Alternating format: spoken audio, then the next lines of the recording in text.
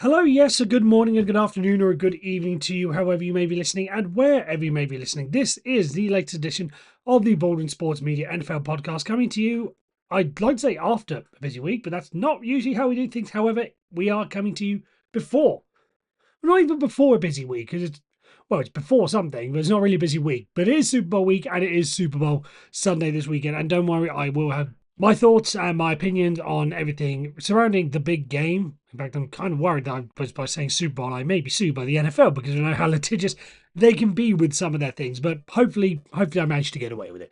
But yeah, Super Bowl Sunday, I will be giving my predictions later on in the show, right at the end of the show.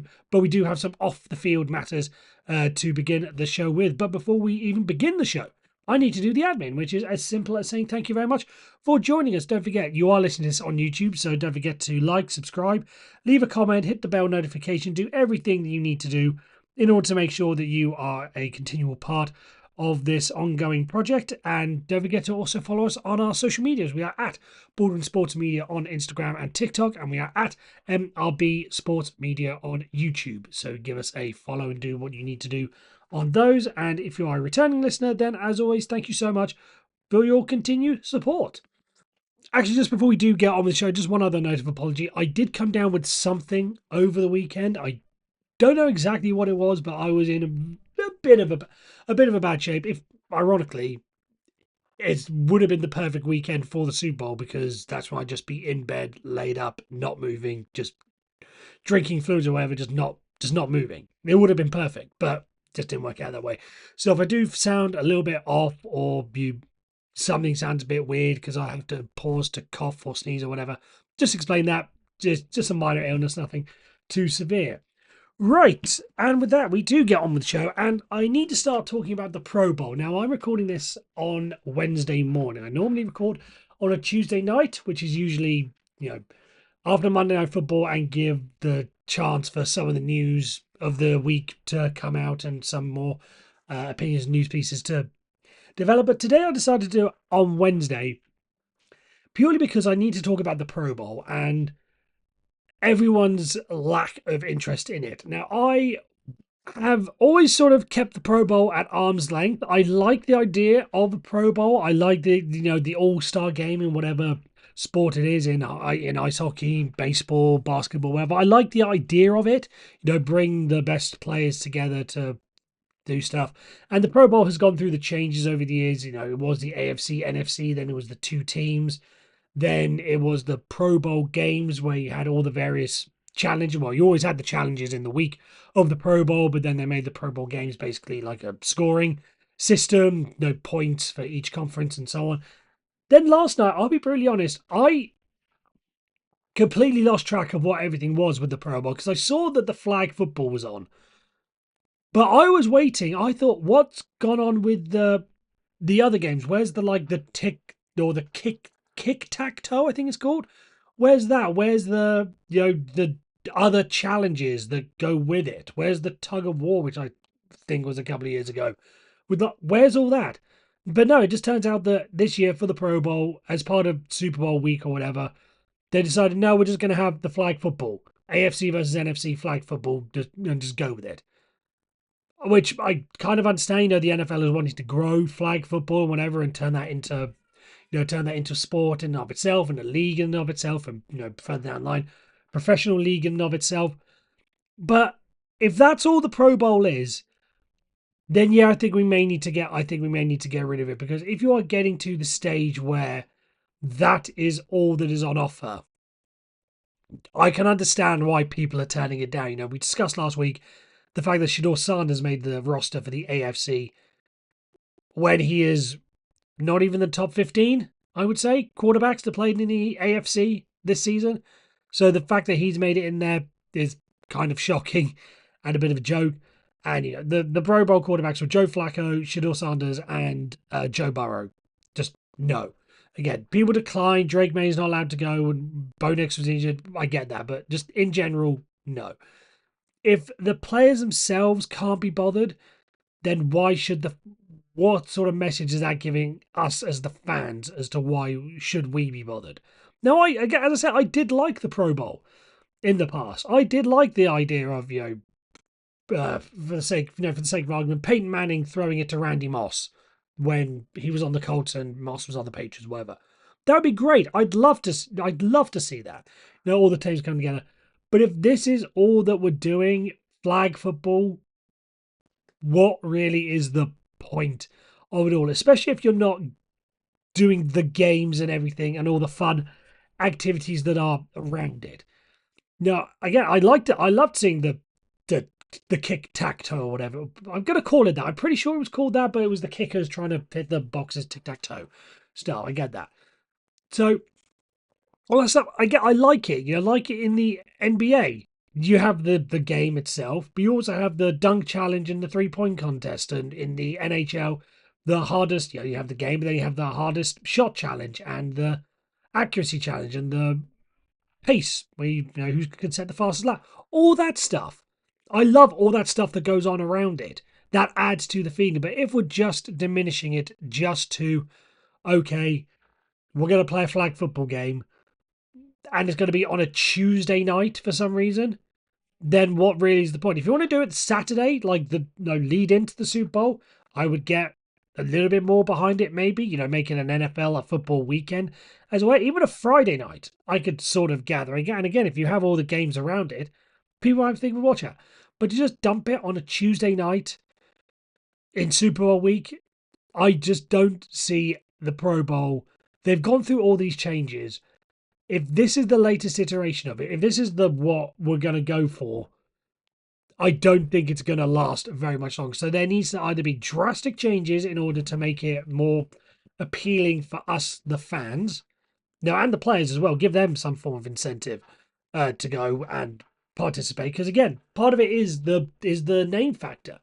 Don't you think that, again, injuries aside, don't you think it would have been a lot better if Aaron Rodgers was the quarterback for the AFC rather than Shedeur Sanders? Or, I know he's injured, but, Patrick Mahomes and Bo Nix in normal seasons, that would be much better. But if you're dragging out Joe Flacco and Shedeur Sanders as your Pro Bowl quarterbacks, something's not right, in my honest opinion.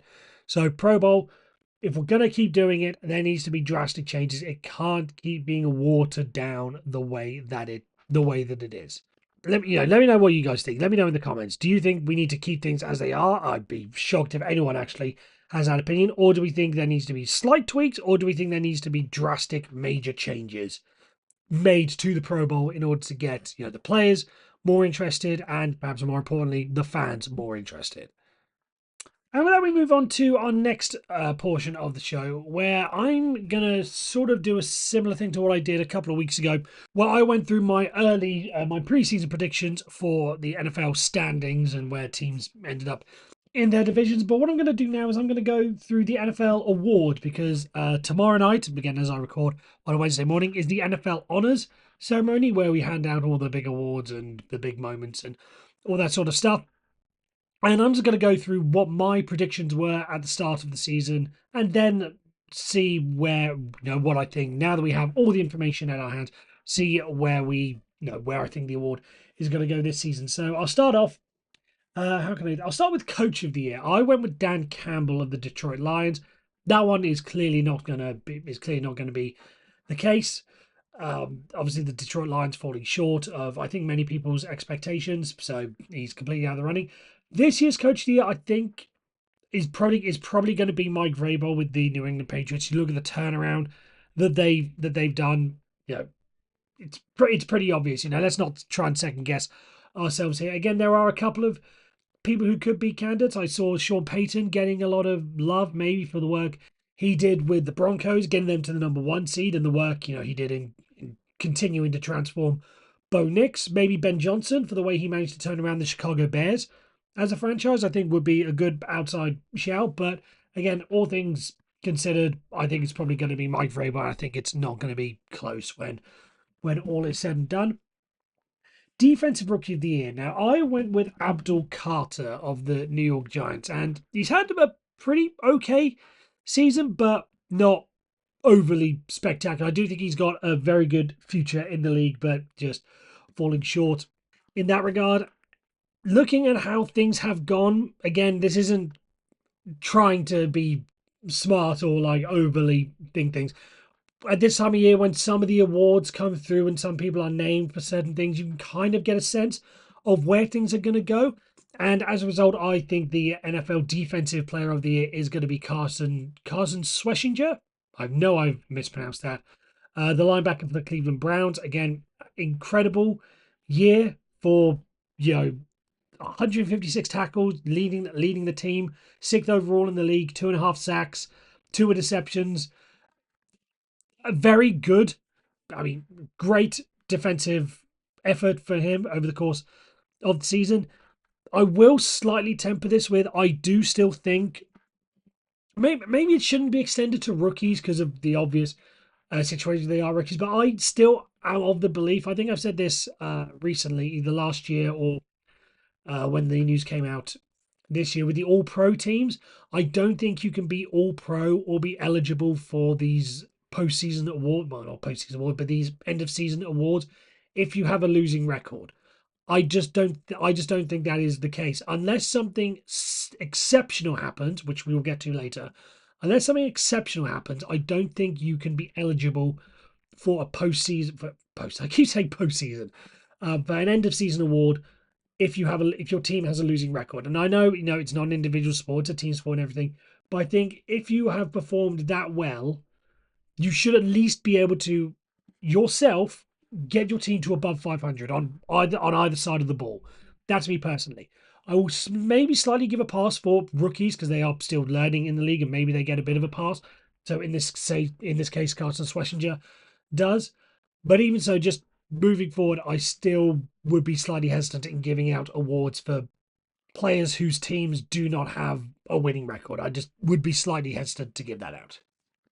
Now, Offensive Rookie of the Year. I went for Ashton Genty of the Las Vegas Raiders. I just felt like his stock coming into the league was so high that he could have maybe overcome the issues that the Las Vegas Raiders have. And I feel like the running back position is somewhere where you can easily make big splash plays to get the attention of the voters. So that's who I went with.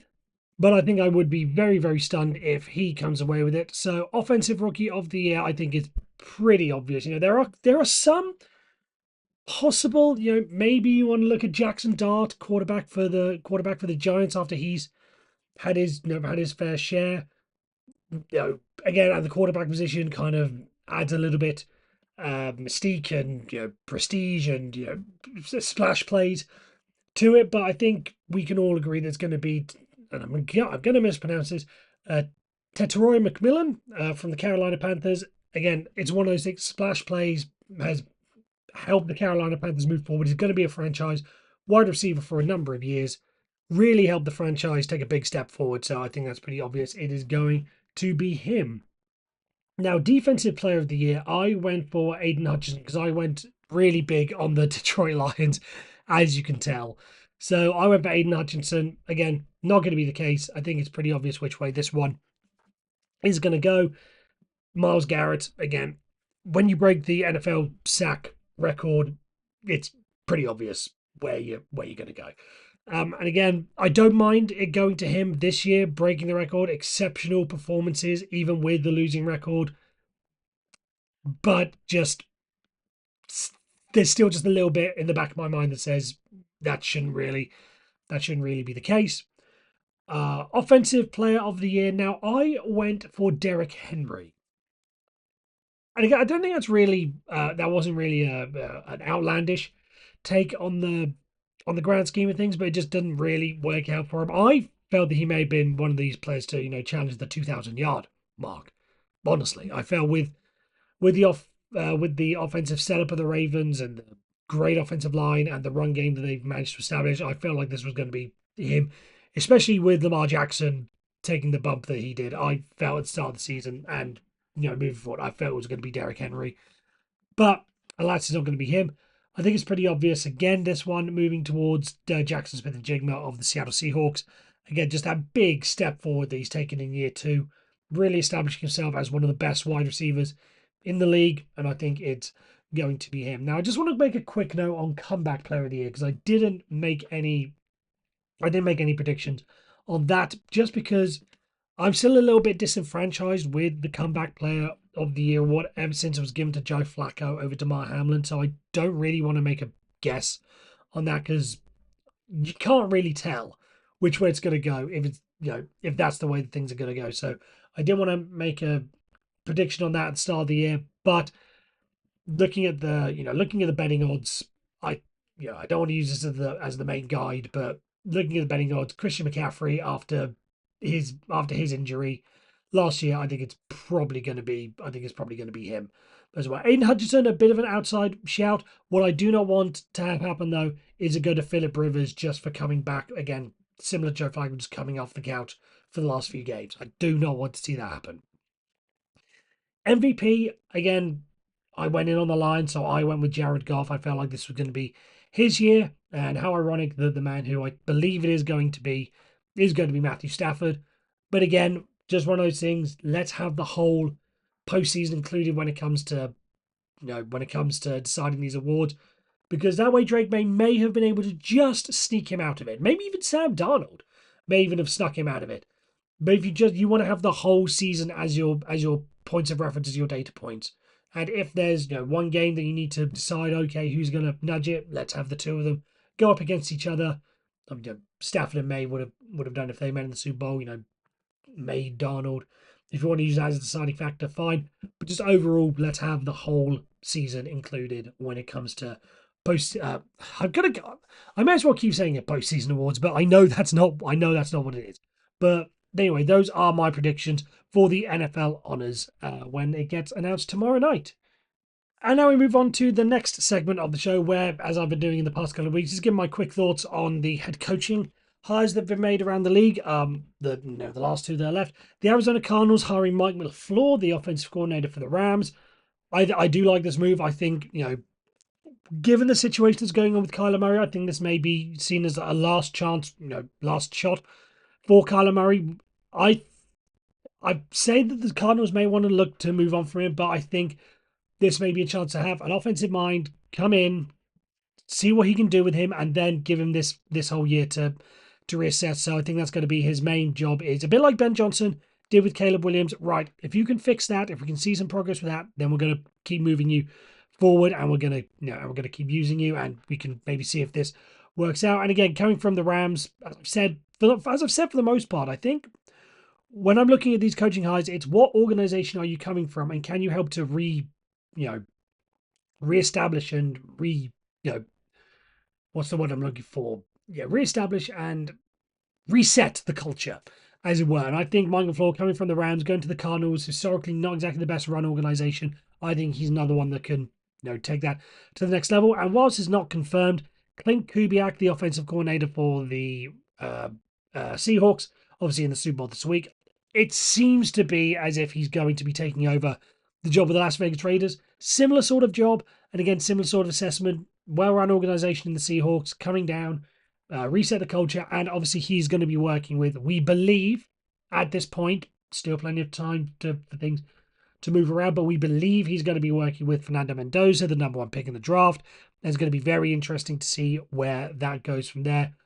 I am slightly of the belief that Dan Patrick has been bringing up in the past couple of weeks that it may be best for the Raiders to trade the pick away and use that to rebuild, get a couple of offensive line pieces, because you don't want a star, quote unquote, quarterback put behind a very bad offensive line like they have in LA, in Las Vegas rather.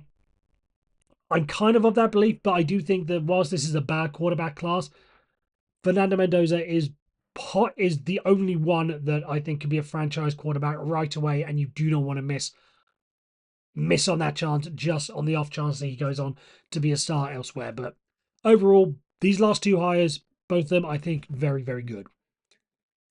And with that, we move on to my Super Bowl preview. Seahawks and Patriots, a rematch of the famous Malcolm Butler play from all those years ago. Even though I don't think anyone from either side is still on either side. But either way, we'll have to let that go. We'll have to let that go.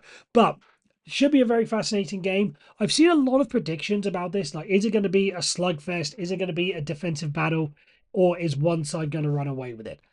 I think if one side runs away with it, I would more lean towards the Seahawks. Similar to how they handled Peyton Manning and the Broncos. I get completely different squad. I get that. But just like the style matchup, if you would.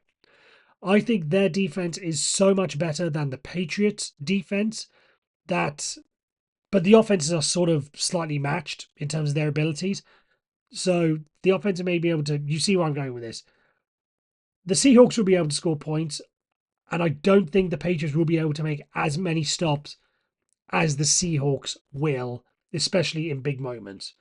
So I don't think it's going to be a runaway like like the Seahawks did against the Broncos all those years. But I don't think it's necessarily going to be close either. Maybe like a 28-10 sort of thing, 28-13 around that mark.